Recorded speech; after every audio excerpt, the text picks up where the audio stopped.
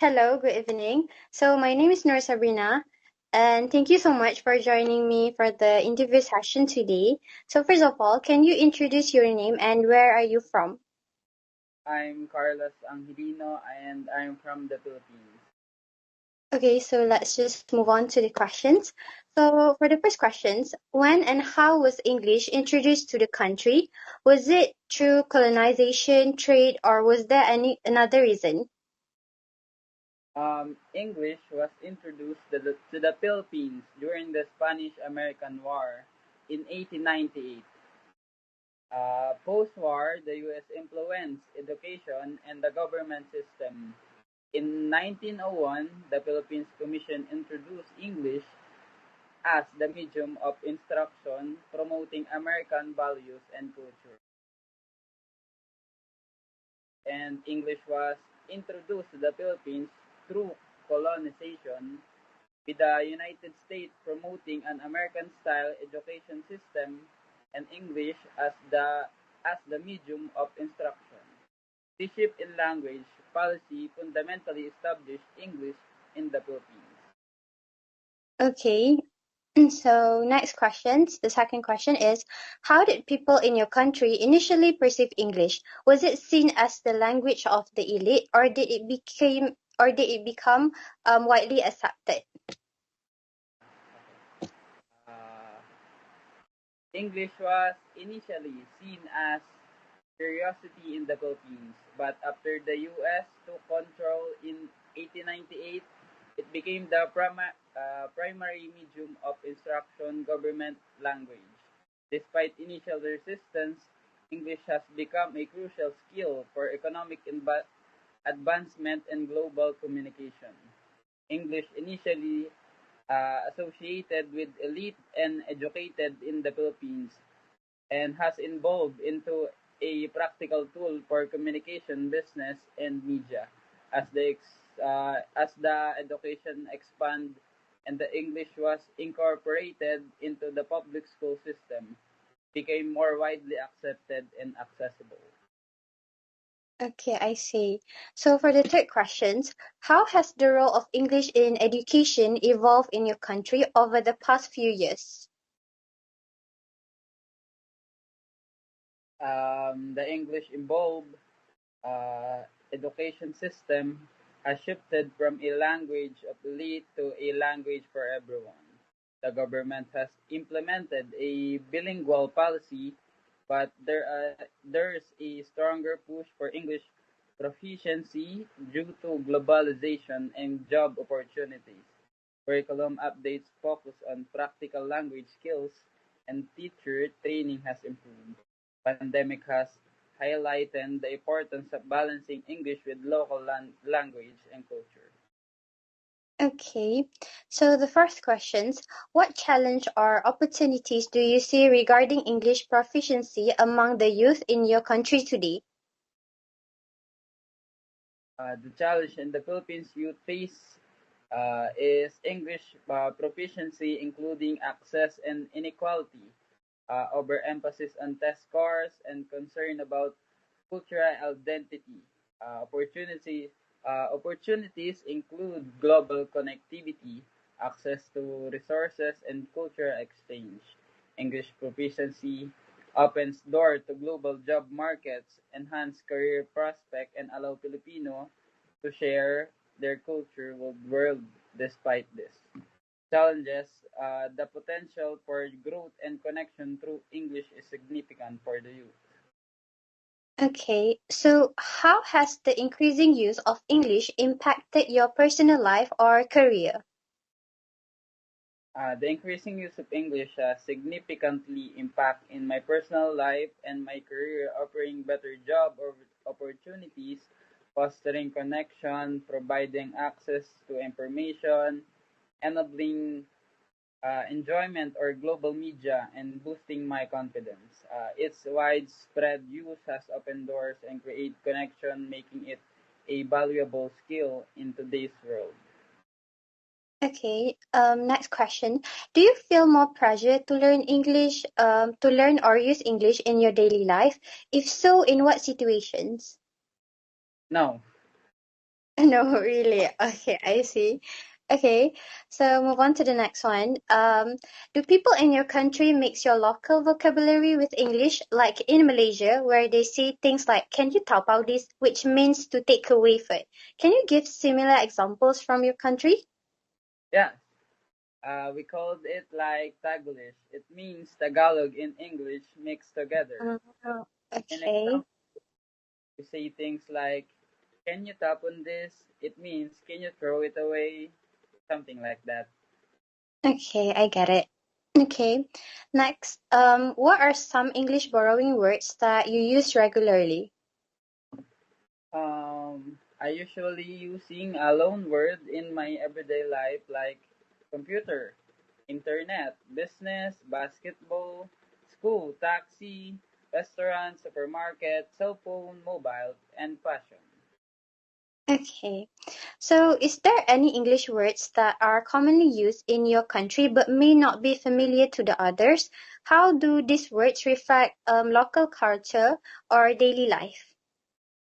Yes, here are the several words and phrases commonly used in my country in Philippines that might not be familiar to people from other countries. English words like um, chibog, which means refers to a food, and barkada, which significates close friends, sawa, which means to be tired, and kikay, which refers to a fashionable girl. And the last one is karaoke, which is part of Filipino entertainment culture. This word not only integrate English into everyday Filipino life, but also emphasize cultural values like community, friendship, food, and entertainment. Okay.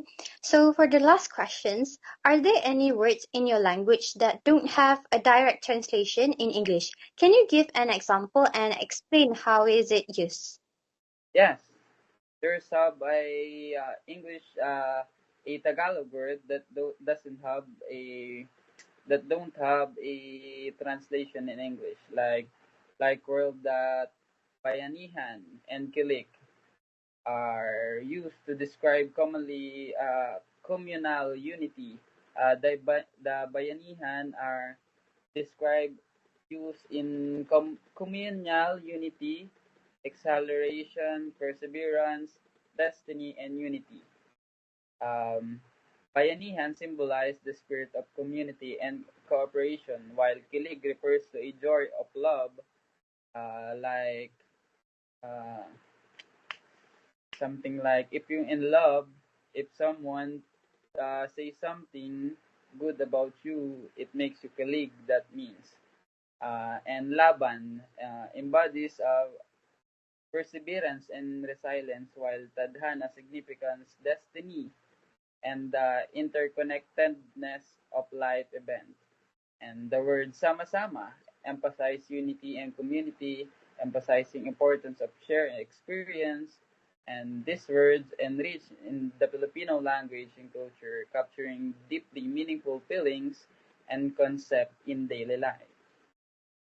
Okay, so I think that's all. Thank you so much for answering all of my questions. And thank you again for joining the interview session today. I appreciate it so much. So, salamat. Okay. With my camera. So, can you turn on your camera? Yes. At the moment, not possible lang. At the moment, Oh, it's not possible. If that's okay. I think it's okay, good. Okay. But I will record for this interview. Boleh, boleh. Okay, so I will start. So, hi, good evening. So, first of all, I want to thank you for taking the time to join me today. So, my name is Darina Shika, and I'll be conducting this interview. So, to get it started, could you introduce yourself briefly? Okay, so hi, my name is Adelina Adriana, but like, you can call me Adriana, and I'm from Brunei. I just graduated, and I'm just now working part time. Other than that, I think that's it. Okay, thank you. So for the first question, when and how was English introduced to to the country? Was it through colonization, or was there another reason for it? I would say it's because of colonization, because we were colonized by British, and during that time, English was mostly used.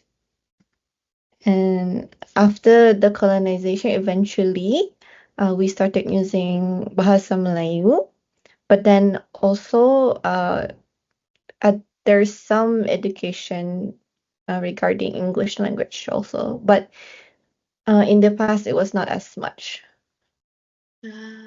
So how did people in your country initially perceive English? Was it seen as the language of the elite, or did it become widely accepted? Definitely, even when I was still 10 years old, so that's like 10 years ago, it was still a language of the elite.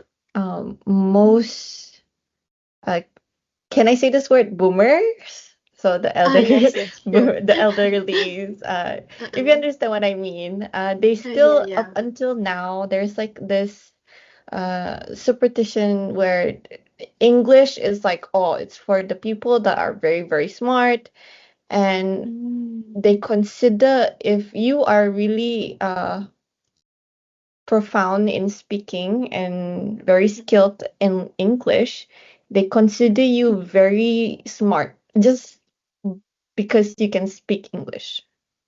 Ah. But now, of course, I'll stop there. Okay. Okay, I'll stop So, there. uh, so how has the role of English in education evolved in your country over the past few years? Mm, I would say that since the start, since kindergarten, we use English primarily lah, because even though Malay is our main language, but uh, even up until now, it's still the same. I don't think it has ever changed. All the techniques, the teachers, and the programs, they all remain the same. English would still be the primary teaching language. So Ah. whether it be science or English itself or math, the Uh-uh. teachers mostly use English. So, what challenge or opportunities do you see regarding English proficiency among the youth in your country today? I would say there's more opportunities than challenges. So opportunities like uh, since most people can speak English and they can study abroad, it's an international language. So they can study more, something more complex without having to worry about language barrier. Challenges, probably, since not most people are skilled in English, which is understandable. But the Mm. challenges are that since they know that, oh, there are more people skilled in speaking, they feel inferior. Mm. So that's probably one of the challenges in the youth. And also they feel pressured to study English and Mm. be skilled at it. I feel like that's one of the challenges. Mm. So, how has the increasing use of English impact your personal life or career? Mm, I would say I don't think it has impacted me personally because I know how to alternate between both, and uh, but I would say it is more impactful in career. So especially when you're having meetings or you are discussing with the team and sharing your opinions, it's more easy to describe things rather than using other languages. So, do you feel more pressure to learn use of English in your daily life? I don't think so. So you okay with that? Yeah, I'm okay with it. Yeah. So, do people in your country mix local vocabulary with English? Like in Malaysia, we say things like, "Can you tapau this?" Which means take away food. So, do you have any similar examples from your country? I would say the same thing like in Malaysia, like can you tap out Yeah. this, or usually, or the other way it's like, oh, uh boleh I take away? Gitu. It's like, so we do mix around words, and but usually that happens with youth, very rarely with middle-aged adults. And usually for middle-aged adults, they're more strict in the way that if it's English, they stick with English. So, and if it's Malay, they stick with Malay and local words. Usually it's the young ones that are more they can change like that. So, what are some English borrowing words that you use regularly? Boring words.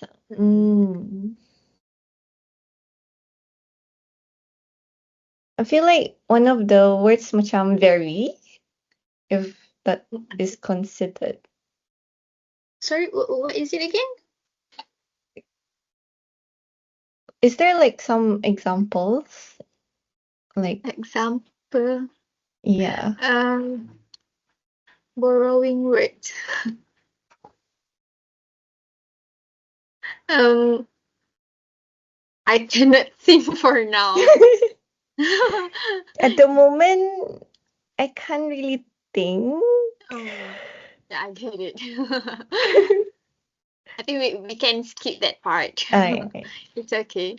So, is there any English words that are commonly used in your country but may not be familiar to others? How do these words reflect local culture or daily life? English words commonly used.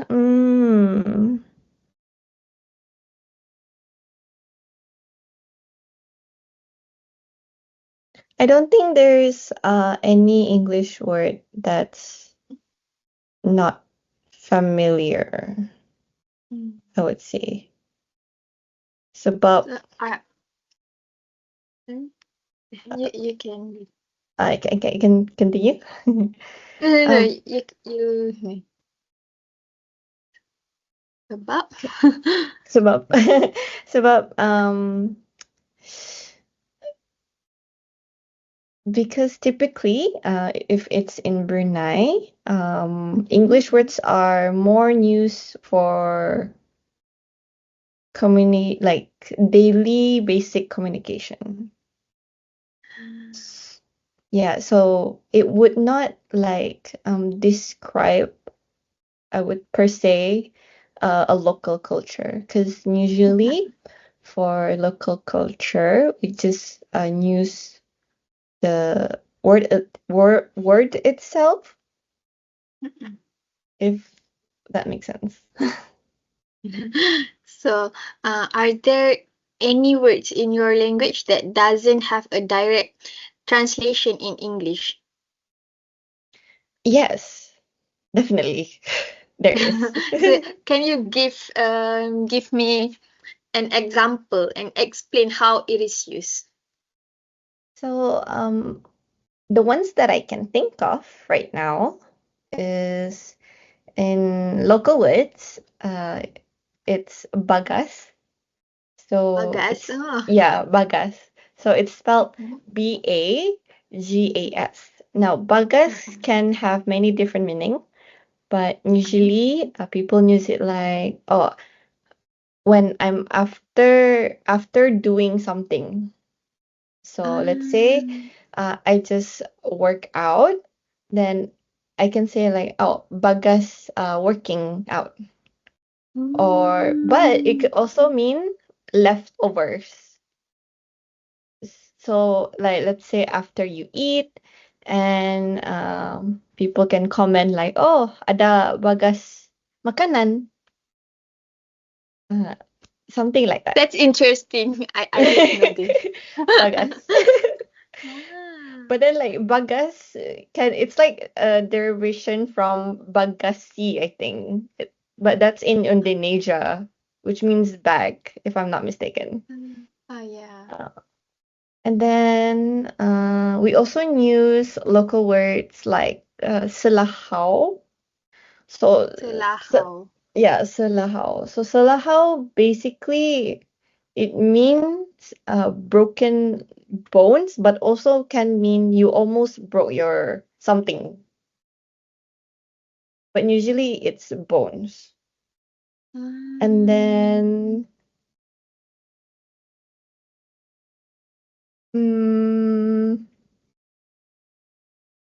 let me think. So I think that's the end of the questions. So I would say thank you for sharing your insights and experience today. I truly appreciate the time and thought you put into our conversation. So if anything comes to mind afterward that you like to add, feel free to reach me out. All right. Thank you. Thank you. Nice to meet you. Nice to meet you too. Thank you so much. No problem. Good luck on your.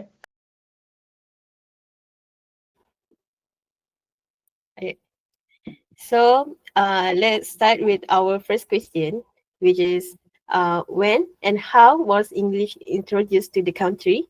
And was it through colonization, trade, or was there another reason?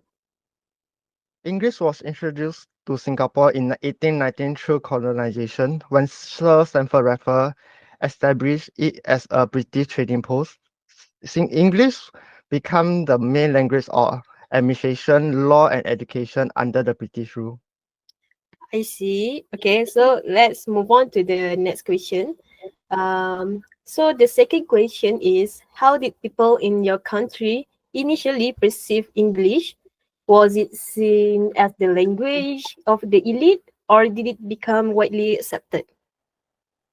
Initially, English was associated with the colony elite and proficiency was limited to those in government, business, or the upper class. Over time, it became more widely accepted, especially as it opened opportunity for education and jobs. I see. And then for the third question, how has the role of English in education evolved in your country over the past few years? Today, English is the main language of instruction in Singapore school and university. It is emphasized from a young age, making Singapore one of the most proficient English-speaking countries in Asia. Okay, that's a good answer. And then move on to the next part is what challenges or opportunities do you see regarding English proficiency among the youth in your country today? Opportunity include access, opportunity include access to international education and job markets. However, some young Singaporeans face challenge balancing English proficiency with maintaining their mother tongues as bilinguals is a key part of national policy. Alright. Okay, good answer. So the next one is, how has the increasing use of English impacted your personal life or career? English has made it easier to connect with people from different culture and access global resources. It also provides a competitive advantage in international business. I see. So, the next question is, do you feel more pressure to to learn or use English in your daily life? If yes, in what situation? Yeah, especially in formal and professional setting, such as school, work, or when interacting with people from other countries. However, Singlish, a local English-based Creole, is often used in casual conversation. Is Creole. Creole. Yes. So the next one is, do people do people in your country mix your local vocabulary with English? Like in Malaysia, basically, can you tapao this, which it means like to take away food. And can you give similar example from your country? Definitely. Mm. Singlish is a full of local expression combined with English. For example, people might say, "Can you help me chop a seed?" Chop mean reserve, or wow, today very sian. Sian mean bored or tired. I see. Yes. Okay, we near to the end of the question. So the next question is, what are some English borrowing words that you use regularly? Common borrowed words including makan, Malay for it, amor, Hokkien for Caucasian, and syok, Malay slang meaning something very enjoyable. I see. Okay, the second last question, sound second last question sound that, is there any English words that are commonly used in your country but may not be familiar to others? And how these words reflect local culture or daily life? Yes, gasu mean the fear of missing out or losing. It's uniquely Singaporean. It reflects the competitive culture here, and people often use it to describe behavior like queuing for promotion or deals. I see. It sounds interesting. Okay, then last question is, are there any words in your language that don't have a direct translation in English? And can you give an example and explain how it is used? One example is paiseh, a Hokkien term expressing embarrassment or shyness. It used to casually, such as paiseh, I forgot to bring your book. It's strictly to capture the same nuance in English. I see. And I think it's the end of our.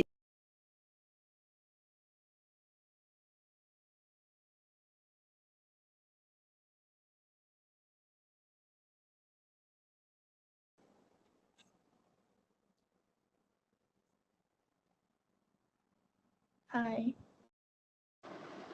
Hi, can you hear me? Right?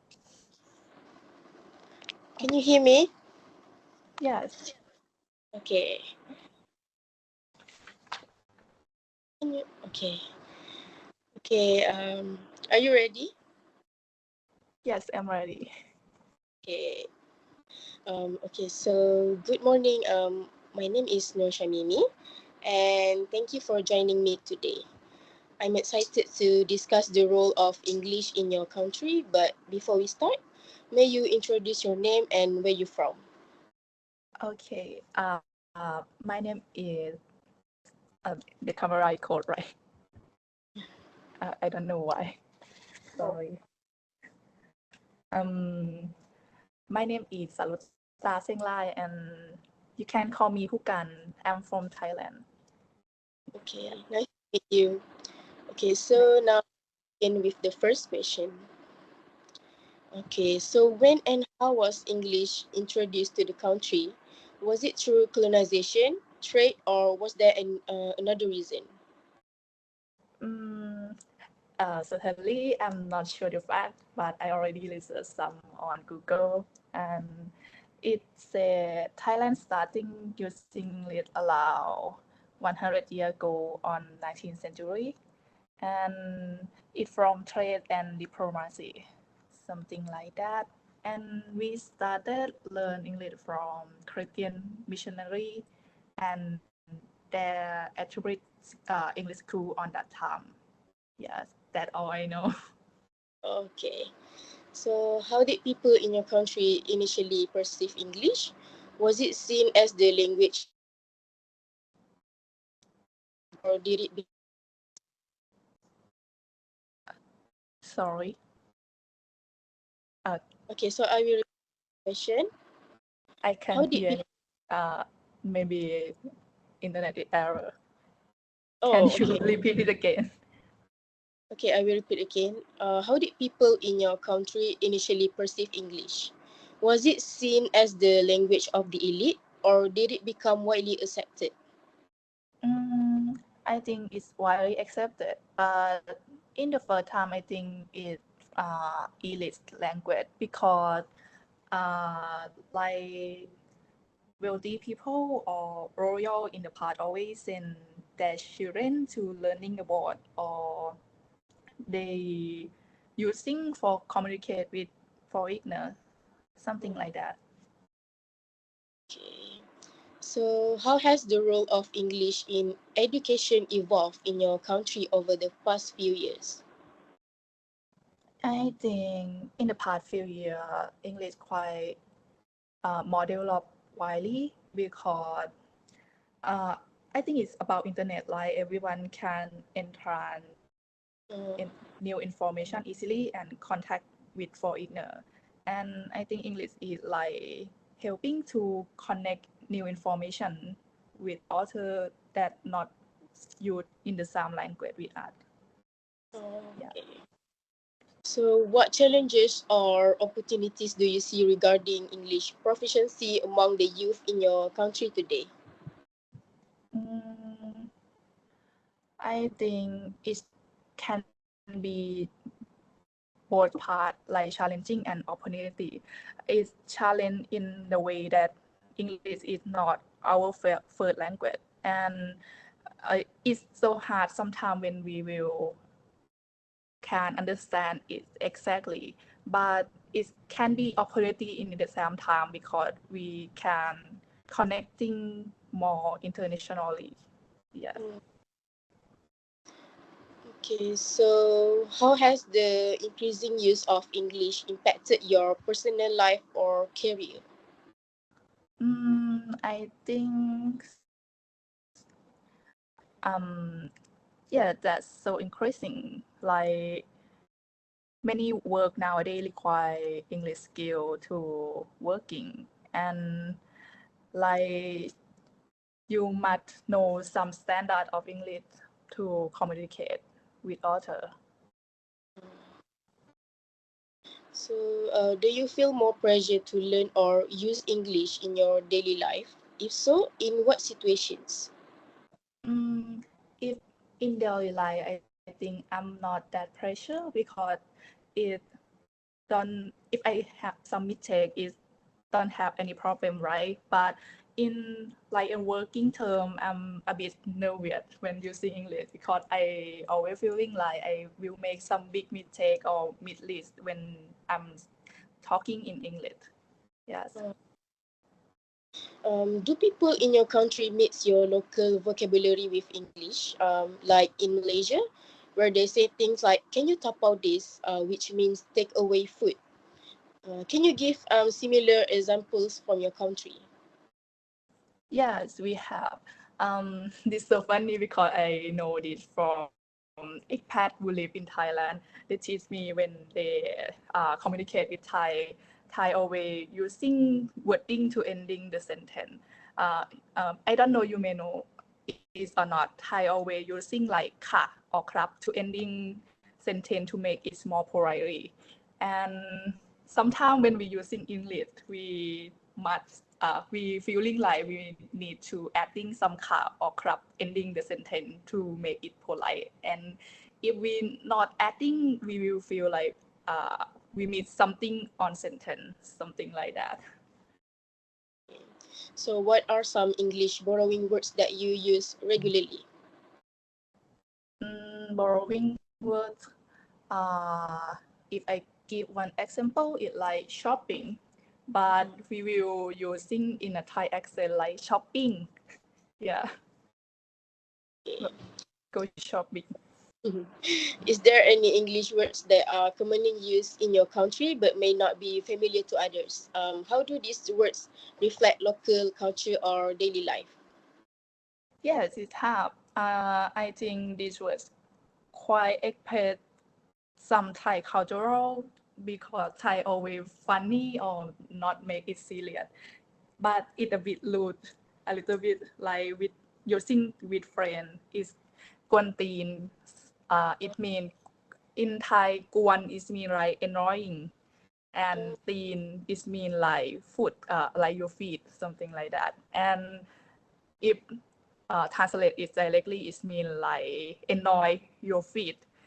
And if translate in Thai, it's meaning like if you annoy your friend too much, you will get some kick, something like that. Yeah, I think So, it's express some funny way of using words. okay, so the last question is, are there any words in your language that don't have a direct translation in English? Can you give an example and explain how it is used? I think not directly used like Jai Hot in Thailand. So we, if translated directly, is meaning like organ, like, but if not directly in Thai, Jai is mean mental state. We always using Jai with following some word to have it meaning about mental health. Feeling like when we using Jai Yen, Jai is mean heart and Yen is mean cool. Jai Yen is mean calm down. Yeah, and it have some opposite word like Jai adding with Lon. Lon is mean hot. Hot. It mean like uh, feeling angry or something hurry. Yeah. Okay, so that's all from me. Okay. Thank you so much for joining me today. Thank you. Okay, it's really nice to see you. Yeah, nice to meet you too. Okay, thank you. Bye bye.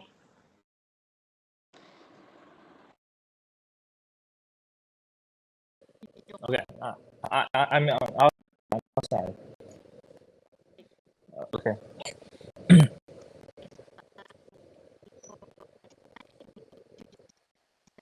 Okay. Mm. Oh. Okay.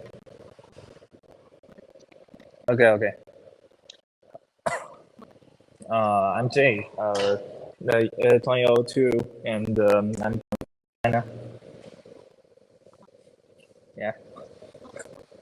20 year old. Yes.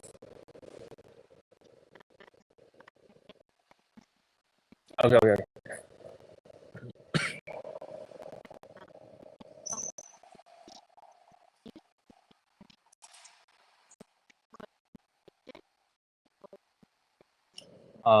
English was introduced to China primarily through trade and interactions with Western countries during the late Qing dynasty. The wars and subsequent treaties, which opened several treaty ports, led to the increased contact with English-speaking nations. The language gained further prominence in the 20th century with modernization efforts and international engagement. Okay.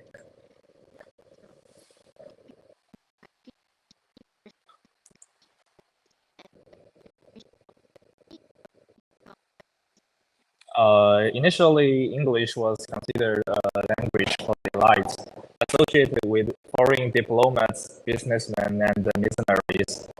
It was seen as a tool for international communication and modernization, but was not widely spoken by the general population.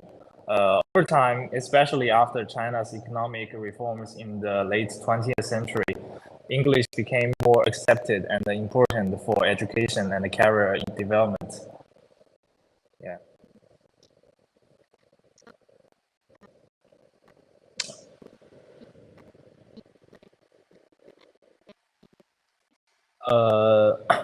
English has become a core subject in the Chinese education system, starting from elementary school to university levels. Recently, there has been a push to reform English teaching, focusing more on practical communication skills rather than just the reading and the writing. While some debate has emerged about reducing English's emphasis in primary education, it remains crucial for higher education and international opportunities.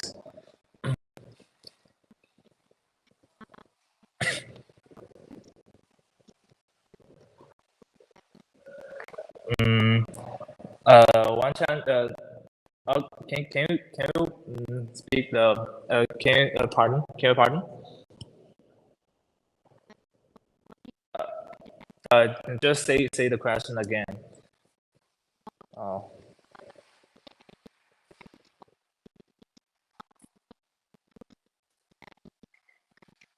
Programs and activities to wait, let me see. I didn't prepare this.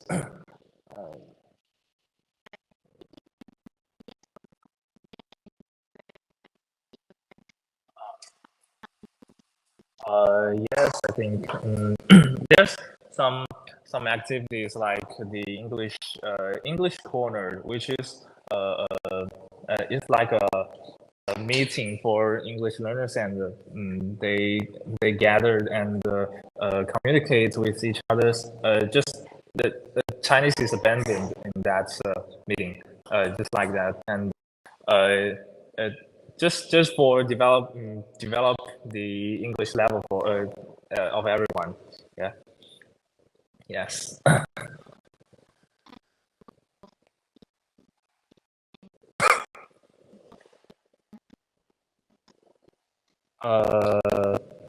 Yeah, just English proficiency has provided more access to international resources, helped in understanding global trends, and opened up job opportunities in multinational companies. It has also facilitated travel and cultural exchanges with English-speaking countries.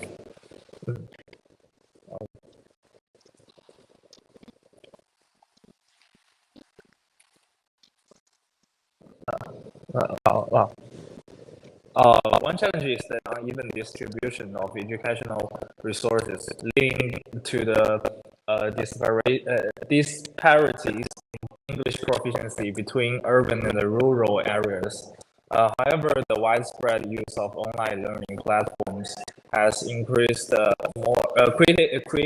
more opportunities for young people to improve their English. English proficiency is often seen as a pathway to job prospects, studying abroad, or accessing global information.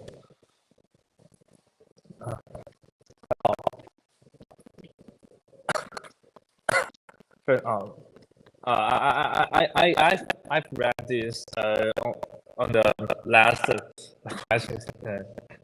Just English proficiency has provided more access to international resources, helping understanding global trends and open up job opportunities in the multinational companies. It has also facilitated travel and cultural exchanges with English-speaking countries.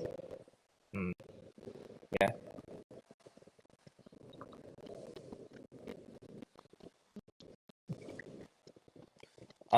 Yes, there's pressure to learn English, particularly for students who must pass English exams to enter universities or secure scholarships.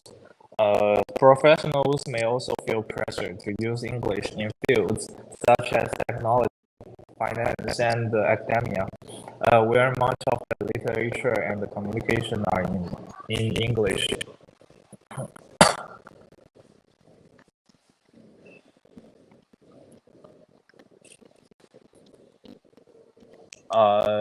Yes, many people mix Chinese and English, especially younger generations.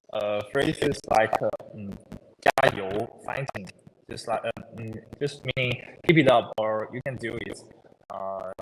Just like and the use of English words in daily conversations a modern touch or is used for convenience. Yeah.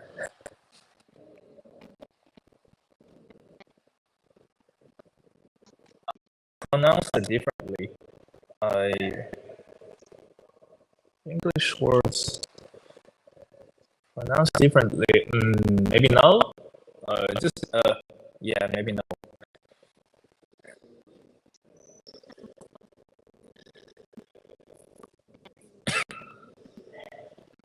Use daily. Some borrowed words include 咖啡.